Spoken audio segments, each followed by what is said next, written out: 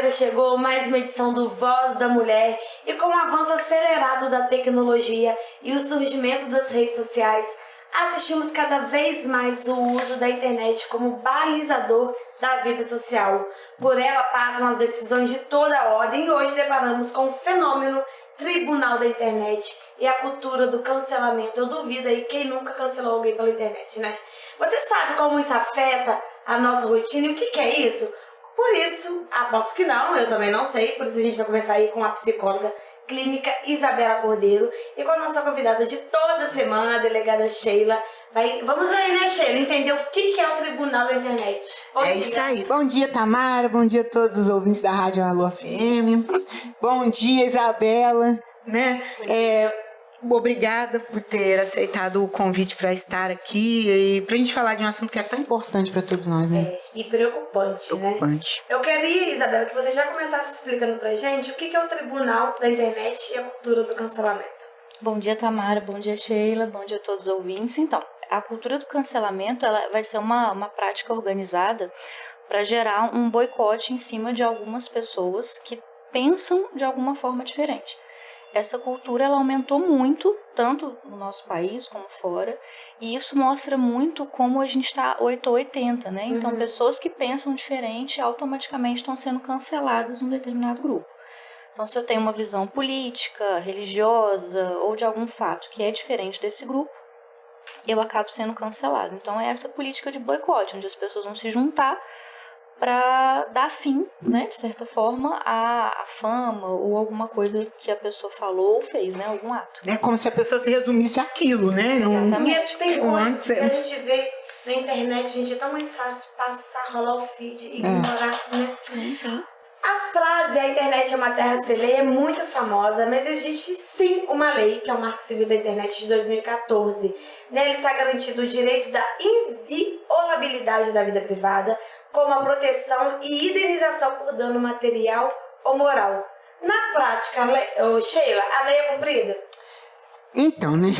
A lei está lá para ser cumprida, né, gente? Tem gente que pensa que realmente a internet é terra sem lei, que ele pode falar tudo que quiser, expor a sua opinião de forma agressiva, né, e que nada vai acontecer. Mas, na verdade, as leis elas são aplicadas no ambiente virtual como fora do ambiente virtual, e são praticamente as mesmas leis. As nossas leis, principalmente as criminais voltadas, né, para o ambiente da internet, elas são muito fracas. Né? Na verdade, quase que inexistentes. Por exemplo, eu sou, por exemplo, um professor que me dediquei a vida toda, né, a ensinar pessoas com boa conduta, pai de família.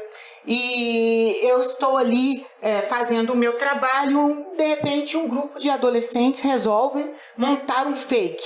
Um deep nudes, né, que nós já falamos muito aqui, inclusive, desse professor, às vezes uma montagem, ou criam ali uma história relacionada a abuso, a algum aluno, alguma coisa assim nesse sentido, e lançam na internet.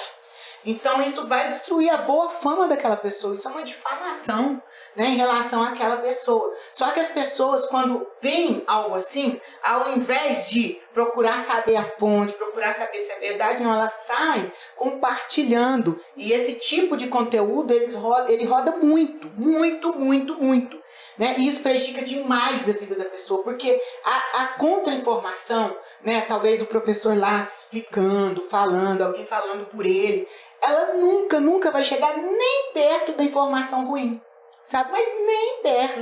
Então, assim, para você consertar uma difamação, uma calúnia, uma injúria praticada através da internet, são os crimes contra a honra, por exemplo, olha, leva muito tempo, se é que vai conseguir consertar. E por cada vez mais os criminosos na internet, eles estão tão espertos que fica mais difícil de encontrar, né? Ainda tem, Tamara, a questão da dificuldade na investigação, o número de crimes praticados na internet é absurdo, é gigantesco. Então a polícia fica ali, né? É imenso. A polícia fica ali enxugando gelo e não dá conta definitivamente. Então ficam ali pilhas e pilhas de inquéritos, de investigações relacionadas a casos como esse que eu estou dizendo aqui, que vão ficar sem solução. As penas são muito pequenas, né? Elas vão de 6 meses a 2 anos, porque quando o Código Penal foi criado, em 1940, né? A difamação, por exemplo, a calúnia ficava naquele ambiente. né, no boca a boca, se ele mudasse de cidade, se ele mudasse de bairro, já resolveria o problema. Hoje não. Hoje ela roda no mundo Velocidade inteiro. da luz, Uma velocidade muito grande. Então não é justo que em 1940 a pessoa que difamasse outro, caluniasse, injuriasse, recebesse uma pena, por exemplo, 6 meses a 2 anos e hoje receba a mesma pena, porque o estrago é muito grande, né? E a dificuldade para identificar também esses criminosos é muito grande.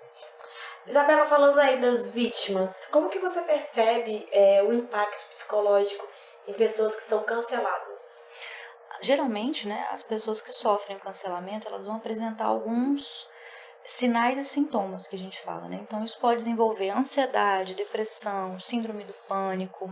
Dependendo do quanto isso gera de impacto na vida dela, ela começa a se afastar, ter fobia social. Então, a pessoa começa a ficar mais introspectiva e a ter menos convivência com as pessoas. Isso pode gerar vários danos psicológicos. Inclusive, há pouco tempo saiu um documentário de uma artista famosa, né, no streaming, e mostra o impacto que teve na vida dela, né? O pânico que ela ficou, as medicações que teve que tomar, o quanto ela não conseguia dormir, não conseguia comer, teve que ficar um pouco fora do país. No caso dela, que é uma pessoa mais da mídia, né, que é muito mais famosa, até sair do país às vezes não adianta muito, né? Porque você está sendo visado. Mas os impactos psicológicos são imensos. E aí, com depressão e ansiedade, a gente tem que fazer um tratamento intenso, porque pode levar a pessoa até a tirar a própria vida, em alguns casos, né? Você citou aí alguma das formas que as pessoas, as vítimas usam para se resguardar. Isolamento, a falta de convívio social. Esse é o melhor caminho? Não é que seria o melhor caminho. A gente percebe que é um caminho mais protetivo, né? Que a pessoa ela se afasta para ver se aquilo diminui. Porque com a mesma velocidade que vem, outra pessoa também acaba depois se tornando o alvo, né? O foco. Então, muitas pessoas às vezes preferem se afastar um pouco para não ficar naquele meio de tanta crítica, uma enxurrada de coisas negativas, para poder dar uma respirada. Não que seja o ideal, né? A pessoa precisa voltar a conviver, porque se a gente mantém também por longos períodos isso, para a pessoa voltar a conviver normalmente é difícil, é mais complicado. Mas se for necessário, cancela tudo, né? Afasta das redes sociais por um tempo e fica perto de quem você confia, né? De quem te ama, que é a melhor opção. A gente está falando aí das pessoas que sofrem um cancelamento pelo fator psicológico. E quem comete? Provavelmente também tem algum problema aí psicológico, algum distúrbio, né? Porque... Mas aí que tá. A gente tem muito hábito de colocar tudo na conta da patologia, né? Se a gente for olhar, o que o DSM fala? O DSM é o nosso manual diagnóstico estatístico dos transtornos mentais. Uma porcentagem muito pequena da população mundial tem algum transtorno mental. Então a gente tem que separar também o que seria um transtorno mental, o que seria alguém realmente com um problema e o que seria falta de caráter. Porque a grande maioria das vezes as pessoas falam, fulano, eu acho que é psicopata, né? Não, às vezes é só maldade. Às vezes a pessoa só é ruim mesmo. Falta de caráter. Exatamente. Eu não sei se vocês acompanham a VTube. Gente, as pessoas atacam aquela menininha dela de 8 meses. Como que pode? É uma criança. Eu acho que é falta de caráter. Sim, porque muitas vezes... Porque quando você vai olhar as patologias em si, não é bem assim que funciona. Não é a pessoa que tem uma patologia que ela vai lá deixa eu ir aqui fazer uma crítica na rede social, né? Claro, pode ter uma porcentagem, mas a grande maioria que sofre algum transtorno muito severo nem tá na rede social às vezes. Parece que as pessoas são levadas, né? Vai entrando num mundo assim de hipnose, parece. Um comenta, outro acha que tem o direito de comentar também e vira efeito cascata. Esse que é o problema, né? As pessoas hoje acham que elas têm direito de tudo, né? Opinar sobre Eu tenho direito de falar sobre tudo e eu entendo de tudo. Não, né? A gente não entende de tudo e não pode falar sobre tudo, né? Inclusive, eu brinco muito com os pacientes e falo o seguinte, tem uma coisa que a gente chama de distorção cognitiva, e uma delas é a leitura mental, né? Que é quando eu penso que eu sei o que o outro está pensando sobre mim. Então eu falo, se ninguém falar nada, passa direto. Se ninguém chegar e quiser dar uma opinião sem você pedir, passa direto, não fica absorvendo isso não. Só que hoje as pessoas, elas dão opinião sem ser perguntadas, né? Elas querem falar, você tá isso, tá feia, tá bonita, tá gorda, tá magra, tá na profissão certa, tá errada, separa, casa. Então esse que é o problema. Então por isso que eu te falei, entra na patologia? Não necessariamente, né? Eles usam muito como justificativa, porque eu acompanho muitos famosos, né? Tipo assim, Eu vou usar o YouTube também como exemplo. Ela posta muita foto da filha e isso é o direito da gente opinar. Não, né? Não. Porque eles usam essa justificativa. Ah, já que você posta muita foto da sua filha, por que a gente não pode opinar? Você tá expondo ela. Sim, não é? Como se a partir do momento que você se tornou público, você é obrigado a aguentar, né, as críticas, né, algumas aceitar. coisas. Mesmo lado que tem muitas críticas, a gente também, assim, a gente vê muitos elogios e comparações. Mas assim, vamos falar dos elogios. Como equilibrar as críticas e os elogios? Primeira coisa é você se perguntar, essa crítica que eu tô recebendo, ela é válida? Válida no seguinte sentido, né? Isso que está sendo falado para mim é uma verdade ou é uma mentira que o outro quer incutir para mim que é uma verdade? Se for uma mentira, passa, segue reto, né? Não fica focando muito. Agora, se for uma verdade, né, alguma crítica ali for real, é você pensar se realmente é válido mudar, né? Tá no entorno de outras pessoas também que vão te falar, que convivem com você, realmente sabem quem você é, né? Agora, como equilibrar isso? Entender que também a gente não vai agradar todo mundo. E as pessoas pesam muito na mão também na hora de falar, né? Elas não são delicadas para falar alguma coisa. Então, isso que é pesado. Eu posso falar tudo. Lei, né? Exatamente. É o que eu falo muito. A gente pode falar tudo que a gente quiser no seguinte sentido. Eu vou chegar derrubando você ou eu vou chegar e sentar, conversar, te dar um conselho, entende? Agora, pessoas que não são próximas não têm nem esse direito, né? Nem essa abertura. Mas não é porque eu postei que tem direito de falar. Exatamente. Agora, Sheila, pra você é uma pessoa pública, política, mulher, tem uma visibilidade aí. Essa cultura do cancelamento já chegou a você? E no meio político, né? No meio político, infelizmente, hoje eu tenho uma compreensão melhor que faz parte, não é certo, né? Mas é melhor a gente entender assim, isso faz parte, né? Sim. Infelizmente, é o que determinadas pessoas usam para conseguir alguma coisa na vida, né? Desmerecendo pessoas.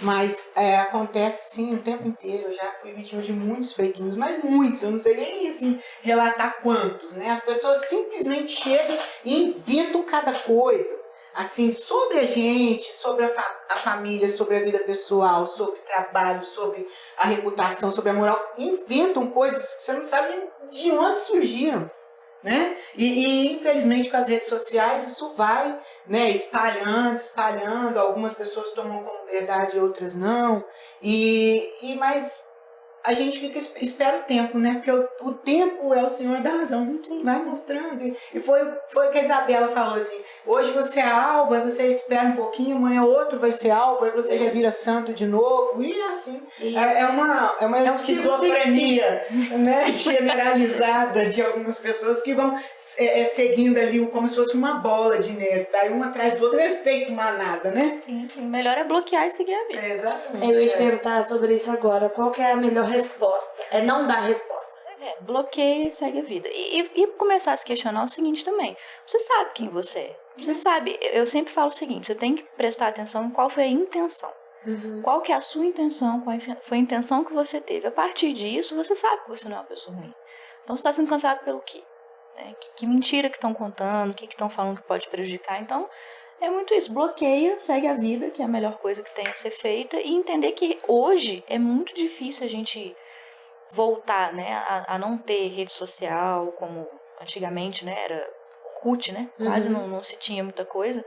Então, retroceder é muito difícil. Então, é aprender a lidar da seguinte forma. Incomodou, bloqueia, segue a vida, você sabe quem você é, né? Eu acho que é muito assim, né, Isabela? Você pensar quem são as pessoas que realmente gostam de mim, as pessoas que me conhecem. Que a opinião importa, né? Qual opinião importa realmente pra mim? Essas pessoas pensam isso de mim? Não, elas acreditam nisso? Não, então tá ok, né? O problema é que as pessoas hoje, elas falam muito de gostar, amar o próximo, né? Ser gentil. E elas esquecem que as outras pessoas também têm sentimentos, né? Estão sendo canceladas. Elas são pessoas, têm sentimentos, têm uma vida. A gente fala muitas vezes de artista, porque é o que está mais, né? Figuras públicas, né? Como a Sheila, por exemplo. Mas ela tem sentimento, ela tem família, ela tem filhos. E a família da gente também. E é mais atacada. Eu acho que Sim. igual eu tenho filhos, meus filhos na fase da adolescência e tal. O que mais me preocupa, o que mais me dói é eles sofrerem com esse tipo de coisa, porque eles estão na internet, têm acesso a tudo, os meus filhos e os filhos de todo mundo. Então, assim, o que mais me dói eu me preocupo mais por eles do que propriamente dito por mim, né? Sim, sim. A última pergunta agora vai para as duas. A Sheila já iniciou até a resposta, eu imagino, que é sobre até que ponto a internet impacta a vida real. Eu acho que hoje impacta em tudo. Tudo. A nossa vida ela é 100% impactada pela internet. Positivamente, tudo, positivamente e negativamente. Tudo está na internet. Negativamente, né, o excesso de telas tem afastado as famílias. Né, muitas vezes a gente fica ali consumindo conteúdo que não são adequados. Eu acho que a Isabela, que trabalha, a profissão dela é uma profissão muito clonada. Pessoas que não são profissionais na área, na internet. Então, eu fico passando, às vezes, ali os rios, né? Eu fico vendo um monte de gente dando uma de terapeuta, de psicólogo, de psiquiatra, passando de dermato. Eles passam até receitas, recomendam produtos. Todo mundo acha que tem o direito de dar conselho. E falando as coisas. Mas muita gente, se a pessoa tiver a cabeça fraca, ela toma aquilo como verdade. E prejudica a vida dela. As comparações, né, Tamara? Também, porque ninguém vai postar o lado ruim da vida, que todo mundo tem um lado ruim, todo mundo tem problemas, todo mundo tem tristeza, mas ninguém vai postar isso, só vai postar a parte boa. Só que a gente, quando tá ali olhando, a gente não pensa dessa forma, a gente acha que a vida do outro sempre é boa, Mar de nossa, rosas. isso vai gerando realmente uma angústia muito grande nas pessoas. A questão é a gente buscar usar a internet da melhor forma possível, as redes sociais, né? Então, eu vou seguir pessoas que vão me incentivar, que vão ser exemplo para mim. O que não tá me fazendo bem, eu vou deixar de seguir. Esses dias agora eu vi um vídeo de uma moça falando o seguinte, agora saúde mental virou... Entrei numa loja e vou pegar uma roupa, né? TDAH, não é terapeuta, mas é terapêutico. Né? É a famosa frase, né? E é uma moça falando assim, não, gente, eu não tenho depressão, não. Apesar de achar chiquérrimo, eu ainda não tenho. Falei, gente, quando que a patologia virou uma coisa romantizada? Achei que ser autista, inclusive. Ficou legal tomar medicação, né? E as pessoas não sabem o sofrimento que é, né? Para quem realmente é diagnosticado. Então, a internet vai ter o ponto positivo, negativo. Então, aquilo que não for bom, bloqueia, como eu já falei, segue a vida. E aquilo que for legal, continua seguindo, toma como uma experiência legal, né? Com pessoas que dá para tirar bons exemplos e entender que vai ser isso, né? Daqui para frente, a gente vai cada vez lidar com mais tecnologia, mais rede social e não tem jeito.